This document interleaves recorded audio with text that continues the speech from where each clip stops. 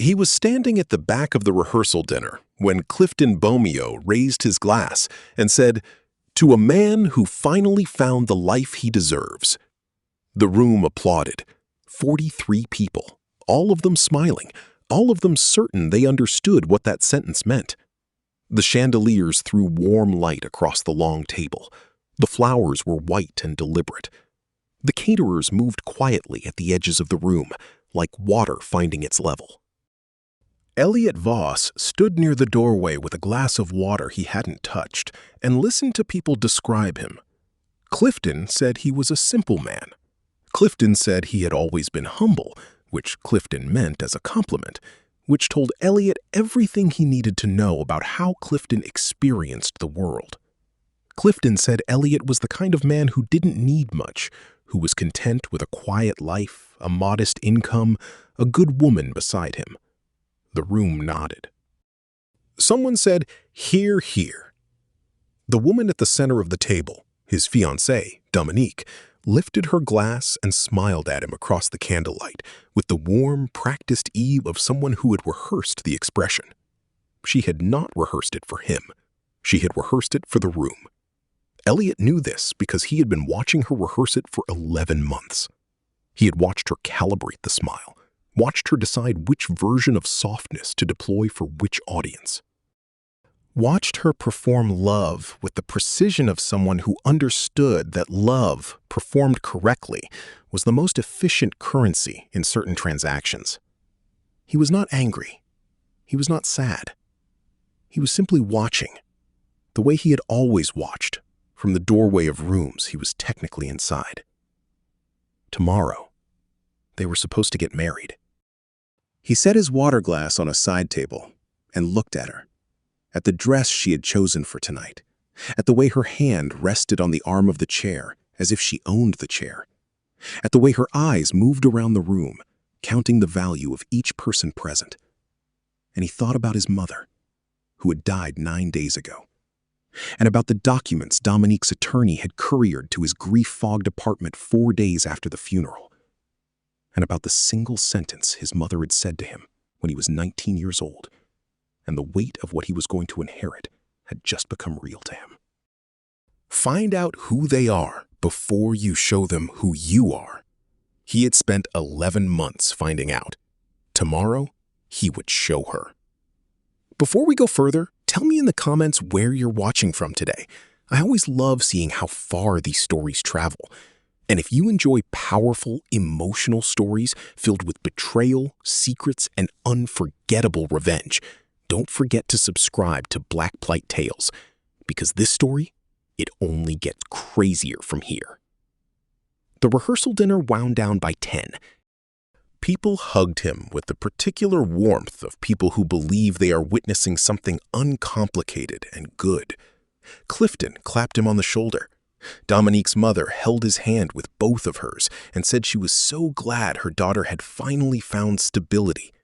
She said stability the way people say it when they mean money, when they're not sure there's enough of it, but they've decided to be optimistic. Elliot thanked her. He drove home alone in his 2019 Civic with the paint scratch above the rear wheel well that he had never gotten fixed. He parked in the underground garage of his building. He took the elevator to the 14th floor. He sat at his kitchen table in the dark for a while. Then he took out his phone and typed a single message to a contact listed only as WT. Proceed with everything. Tomorrow morning. He set the phone face down on the table. He went to bed.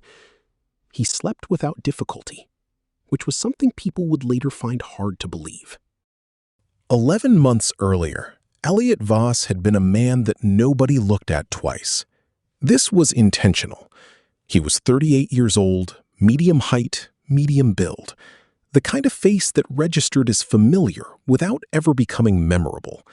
He wore clothes that fit without announcing themselves. He drove a car that ran without drawing attention. He lived in an apartment that was clean and quiet and gave nothing away about the man inside it. He worked as a senior research associate at a university library, a job he had taken 14 years ago because it was the kind of job that required sustained, careful attention to things most people had already stopped looking at. He was very good at it. His colleagues respected him. No one thought about him much after 5 o'clock. His real name? The full name. The name on the trusts, the name on the filings, the name that appeared in documents that moved numbers so large they stopped feeling like numbers, was Elliot James Voss III. His grandfather, Elliot James Voss, had built a logistics infrastructure company in the late 1950s that had, over 60 years, quietly and without celebration, become one of the foundational layers of American commercial shipping. Not the flashy part of logistics, not the branded trucks or the celebrity CEOs, the infrastructure beneath the infrastructure. The contracts, the terminals, the rail agreements, the port access agreements that other companies paid to use without knowing, in most cases, who they were actually paying. His father, Elliot James Voss II, had expanded that into private equity with the deliberate invisibility of a man who understood that the most durable wealth is the kind that does not appear in magazines.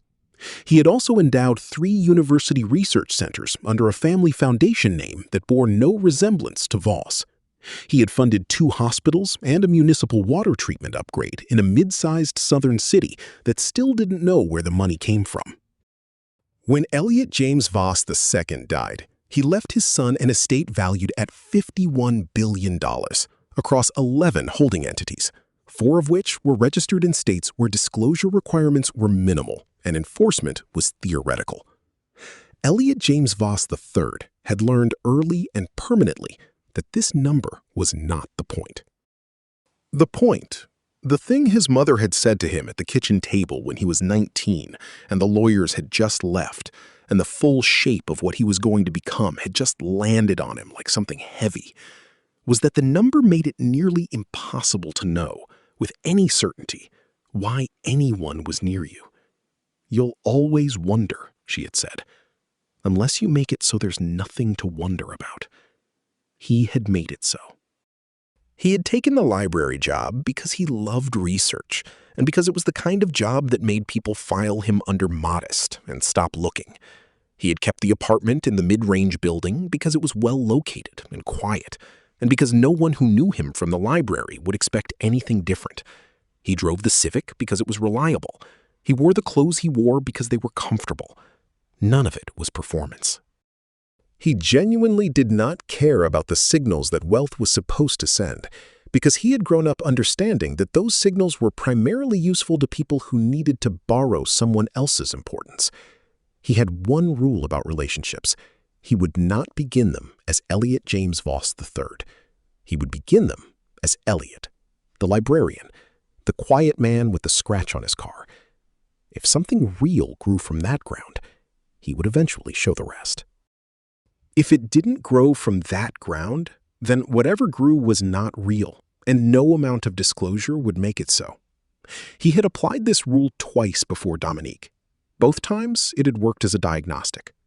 One woman had been warm and genuine and had eventually needed more structure than he could offer. One had been briefly interested and then, sensing the smallness of his apparent life, had drifted towards something larger. He had felt neither outcome as a wound. He had felt them as information. Dominique Achille had come into his life at a faculty reception he had attended because a colleague had insisted. She was there because a friend of hers knew the department head. She was 34, striking without trying to perform it, sharp in conversation, and possessed of the particular kind of social intelligence that can read a room's power dynamics in under 4 minutes. She had clocked him as the least powerful person at the reception within the first 10 minutes, which he knew because after those 10 minutes, she had come to stand near him. He had recognized immediately what this meant. He had also recognized that she was genuinely interesting, that her sharpness was real, that her humor was quick, that there was a version of her that might have been something else under different conditions. He decided to learn which version he was actually dealing with. He had spent 11 months learning. The first 3 months had been, by most measures, good. She was attentive and warm and funny, and there were moments, sitting in his kitchen on a Sunday, light coming through the window, coffee getting cold because neither of them wanted to stop talking, when he had wondered if he had read her wrong. He had hoped he had read her wrong. The shift was gradual, and then wasn't. It began around month 4, when she started asking questions whose surface was curiosity, but whose texture was inventory. She wanted to know about his savings, framed as care about his stability. She wanted to know about his family, framed as interest in his history. She asked about his apartment lease in a way that was technically about the apartment, but was actually about whether he owned it. When he told her he rented, the pause before she recovered was 2 seconds too long. By month 6, she had introduced him to her friend group, which included a man named Stanton Reeves. Stanton Reeves was 39 years old and operated a mid-sized event management and hospitality company that had, in the last 4 years, grown from a regional player into a national brand. He wore his suits the way men wear suits when the suit is doing most of the work for them. He laughed loudly and early in conversations. He drove a car that cost more than most people's annual salary and mentioned this by never mentioning it and always making sure it was visible. He had, from the first moment Elliot observed him, the particular energy of a man whose confidence was borrowed from the things around him rather than from anything inside him. He was also, from that same first moment, clearly not finished with Dominique. Elliot watched them across the table at the restaurant where she'd introduced them. He watched the specific angle of Stanton's attention, the way Dominique received it while appearing not to, the micro-adjustments both of them made to their behavior in each other's presence. It was not guilt. It was something more specific, the management of a relationship that had been put on hold while a better option was being assessed. He was the option being assessed. Month 7. She mentioned marriage for the first time. She framed it as a distant, hypothetical conversation.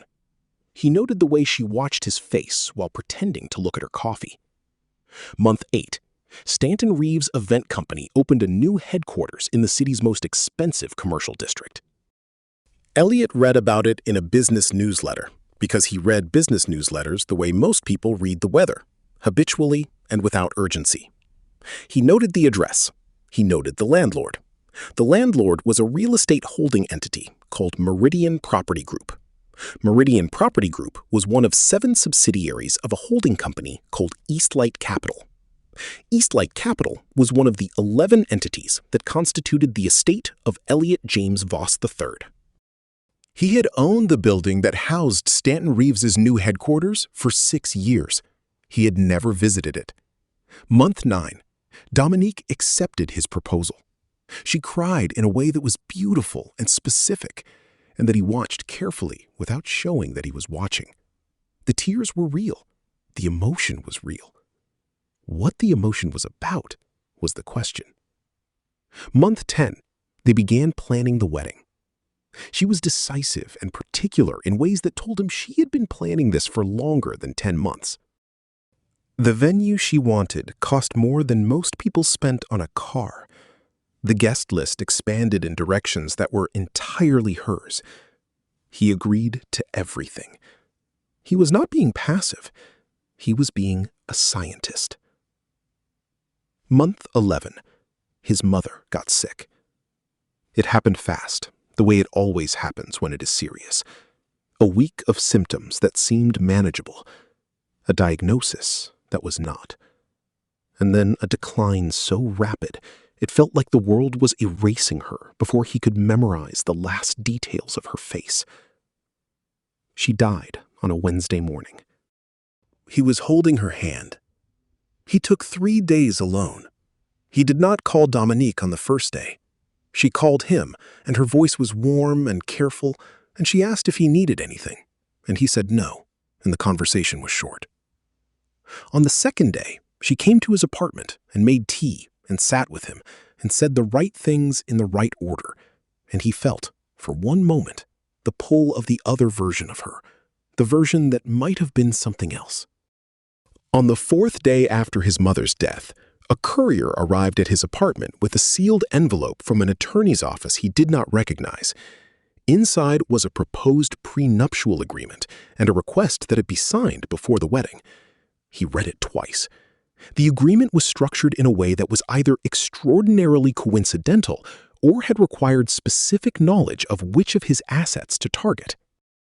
It named 3 financial instruments by precise type, not by name, because it could not name what it could not see, but by category, in a way that strongly suggested someone had been given a sketch of the landscape by someone with some knowledge of it. The agreement also included a clause that would, in the event of divorce, grant Dominique rights to any business interest he held in companies in which she had been named a co-signatory, with a proposed co-signing ceremony scheduled for the week after the wedding. He folded the documents and set them on his kitchen table. He sat with them for a long time. The attorney's office, he learned in 40 minutes of research, had represented Stanton Reeves' company in 3 commercial real estate transactions. He called WT that evening, not to instruct, just to confirm that everything was in position and that the timeline he had quietly set in motion 2 months earlier was still intact. WT said yes. He called Dominique and told her he had received the documents and that he needed a few days. She was warm and understanding and said, "Of course, take all the time you need." Her voice had the particular texture of someone performing patience while actually experiencing urgency. He spent those days doing nothing that looked like anything. He went to work, he ate dinner, he read. He went to the rehearsal dinner on Friday night and stood near the doorway and listened to Clifton Bowe describe him as a simple man who didn't need much, and he looked at Dominique across the candlelight, and he made his decision, which was not actually a decision because he had already made it 2 months ago. He was simply acknowledging, at last, that he had the information he had come for. She was not what the Sunday morning coffee version of her had almost made him believe she was. He texted WT. From the kitchen table at 11:47 p.m. Proceed with everything. Tomorrow morning. He went to bed. He slept. The wedding was scheduled for 2 o'clock in the afternoon at a venue called the Langford, which occupied the top 2 floors of a building in the city's cultural district. 112 guests, a live string quartet, flowers that had been flown in from somewhere and cost what they cost and would be beautiful for exactly 1 afternoon. Elliot arrived at noon with his best man, a man named Theodore, who was one of 4 people in the world who knew the full shape of who Elliot was and had never, in 22 years of friendship, treated him differently because of it.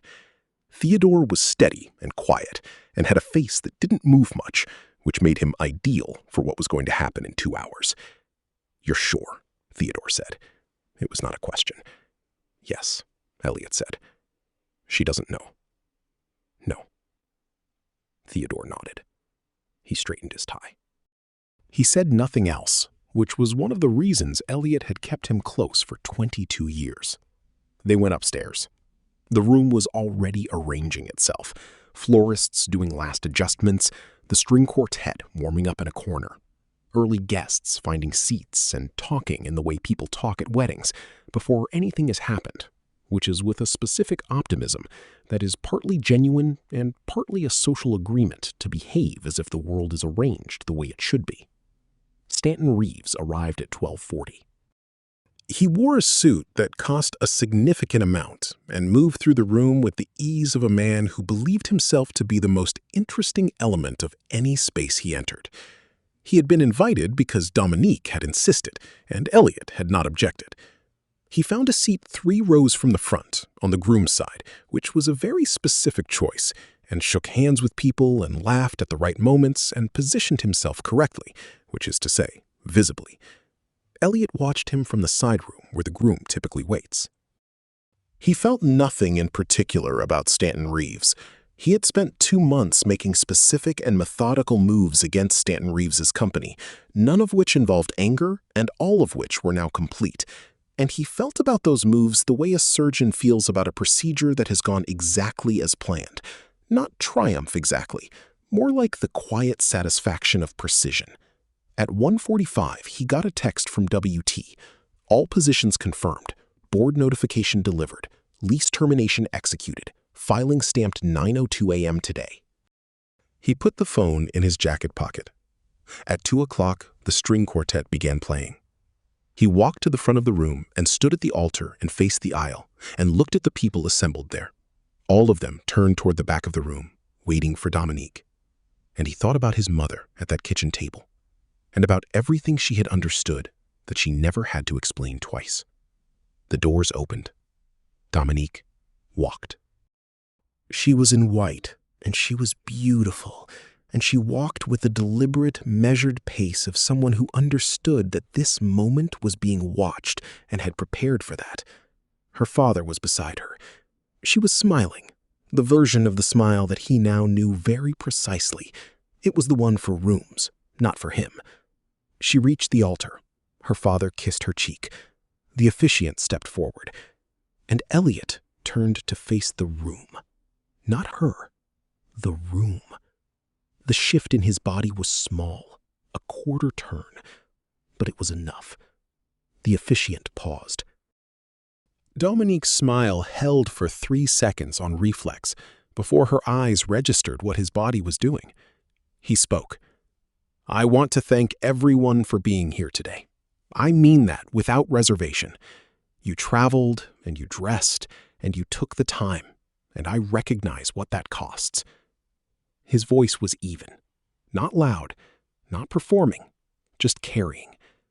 "I also want to be honest with you, because I think you deserve that, more than you deserve a ceremony that means something different than what you think it means." The room went very still.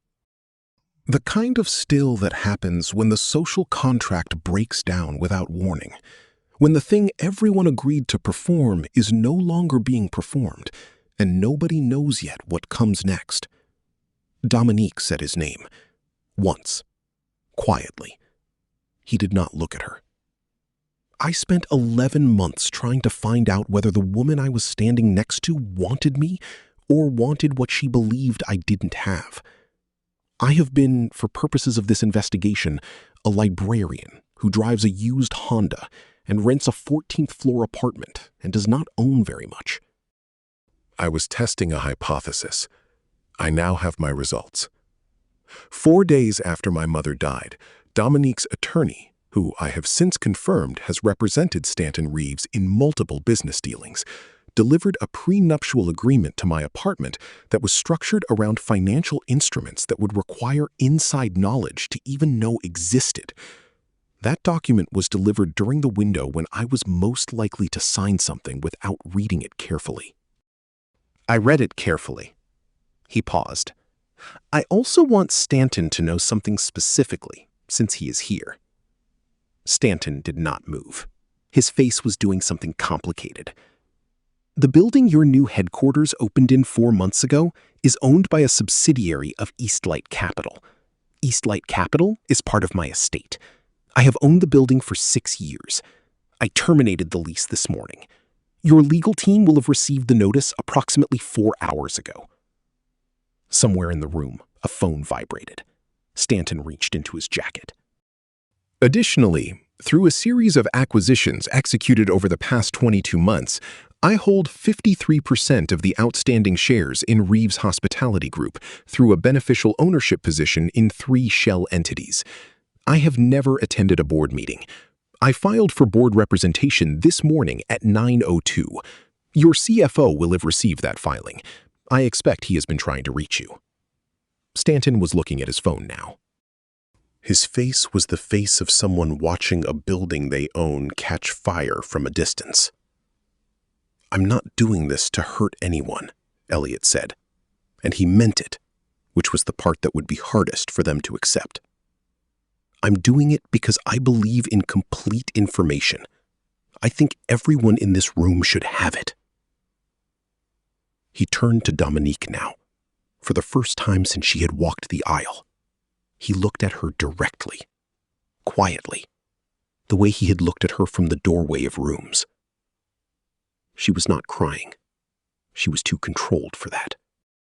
Her face was doing the calculation, processing the scope of what she had missed, what she had reached past, what she had been standing next to for 11 months and had never, not once, actually seen. "Why didn't you just tell me?" she said. Her voice was low. The room heard it anyway. "Because I wanted someone who would stay in the same room with me after the coffee got cold, not someone who stayed because of what might be behind the door I hadn't opened yet." He looked at her for one more moment. Then he straightened his jacket. "I wish you well. I mean that." He walked, not past her, around her, toward the side door. Theodore was already standing near it. Elliot passed through it without hurrying. He did not look back. He did not need to. Behind him, in the room he had just left, someone's phone rang. Then another. Then the low, specific murmur of 112 people trying to process, simultaneously, what had just happened to the event they had come to witness. The doors closed. Outside, the afternoon was clear. Elliot stood on the building's side entrance landing. Concrete, a metal railing, a dumpster at the base of the service steps. The reality of the world outside the flowers and the string quartet. And breathed. Theodore came through the door 30 seconds behind him. "How do you feel?" Theodore asked. Elliot considered the question honestly. "Tired," he said. "And correct." Theodore nodded. He had a car waiting. They got in. Elliot did not think about what was happening in the room behind him.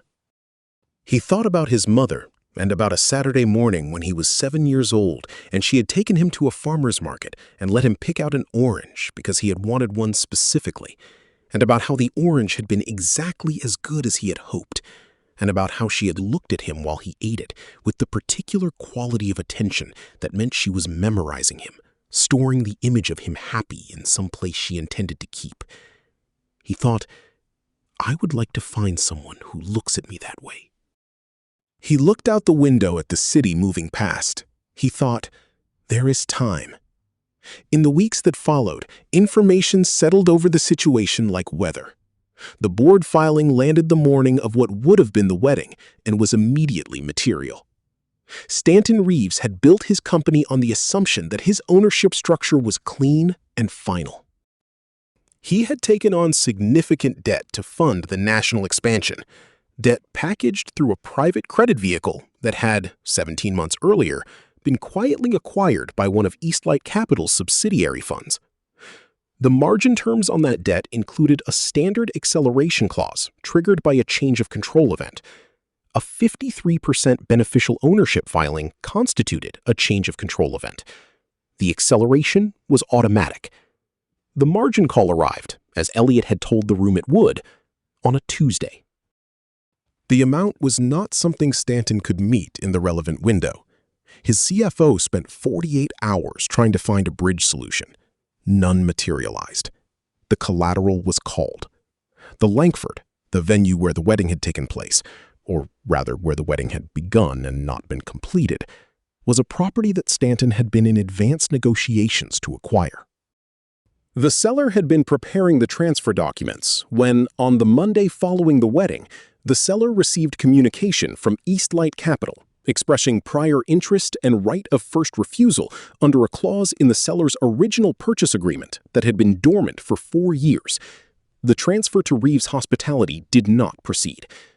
The lease termination for the headquarters building was legally clean. The notice period was 60 days. Stanton's attorneys found no actionable defect in it. They looked. Within 6 weeks of the wedding, 3 of Reeves Hospitality's major corporate clients, companies whose events and hospitality contracts represented 40% of the company's annual revenue, declined to renew. Each did so for reasons that were documented and specific and individually defensible. Collectively, they were a pattern. Stanton understood the pattern. His attorneys told him it was not actionable. They were right. He moved his headquarters to a smaller space. The new space was fine. It had lower ceilings and fluorescent lighting and was located 2 blocks from a parking structure and did not say anything about him that his old space had said, which was the point, although Stanton would have found it difficult to articulate what exactly had been taken from him because he had always believed the things that surrounded him were him, and it was now becoming clear, in the specific grinding way that only sustained pressure produces, that this had been a foundational error. Dominique did not call Elliot. He had not expected her to. She was too controlled for that, and calling would have required acknowledging the scope of what had happened, and the scope was large enough that acknowledging it would have meant sitting with it, and sitting with it was not something she had the tools for. Not yet.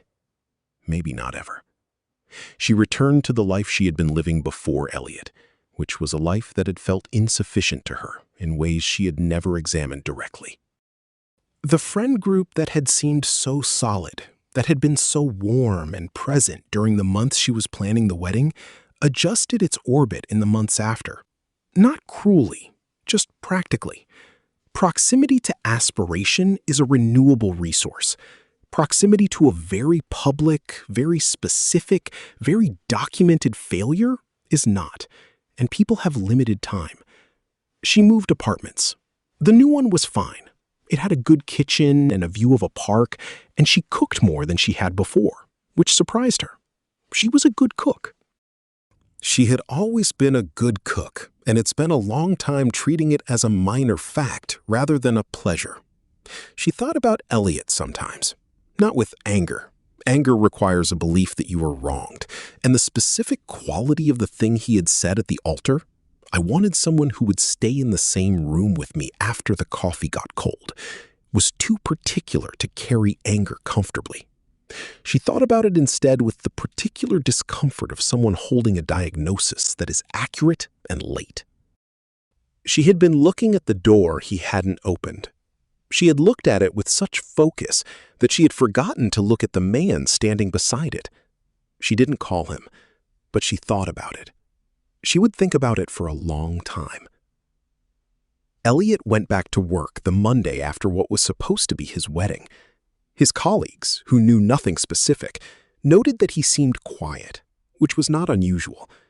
He processed an interlibrary loan request. He completed a citation audit for a graduate student's thesis. He ate lunch at his desk, a sandwich from the place on the corner he had been going to for 9 years. He drove home in the Civic with the scratch above the rear wheel well. That Saturday, he went to his niece's school performance, his sister's daughter, 7 years old, playing a tree in something that seemed to be about environmental stewardship. The tree had 3 lines, and his niece delivered all 3 with extraordinary seriousness, leaning into the gravity of arboreal drama in a way that made him laugh, genuinely, for the first time in a while. His sister sat beside him. She knew more than most. She knew enough. "Are you okay?" she asked during intermission. He thought about the question. "Yes," he said. "I think I might actually be." She studied him.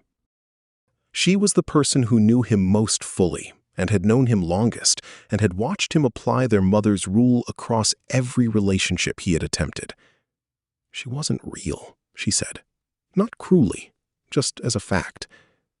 Parts of her were, he said, just not the parts that matter for the long run. His sister nodded. The lights went down.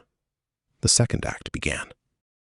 His niece's tree stood very still and very serious in the back corner of the stage, holding its branches with the conviction of someone who understood that being a tree was, at this moment, the most important thing in the world.